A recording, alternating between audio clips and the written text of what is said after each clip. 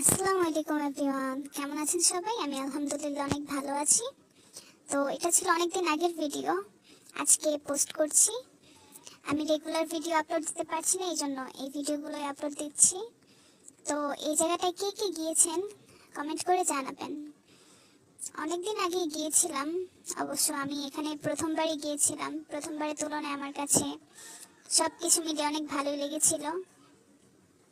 তো প্রথমতই আমরা এখানে একটা হলে ঢুকে গিয়েছিলাম, হল না কি যেন বলে ওইটাকে। তো এখানে আমরা কিছু এরকম ভিডিও দেখছিলাম, আর অনেক কিছু দেখেছিলাম, তো এগুলার ক্লিপ নেওয়া হয় নাই, যার কারণে ভিডিওতেও নাই।